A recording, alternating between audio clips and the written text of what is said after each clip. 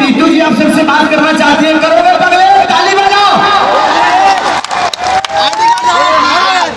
Good evening, प्रणाम। आप सबके गोड़ छू के प्रणाम करते नहीं, हम आपके रितु सिंह बानी और thank you so much Khesari ji. बहुत मैं सौभाग्यशाली हूँ कि उत्तर भारतीय सम्मान सम्मेलन में जो ये आयोजित हुआ है उसके पार्ट हो पाए। तुम्हारा ले लिया, बहुत दिल से धन्यवाद और बहुत भव्य ले लिया, बहुत अच्छा लगा देख के। हेलो,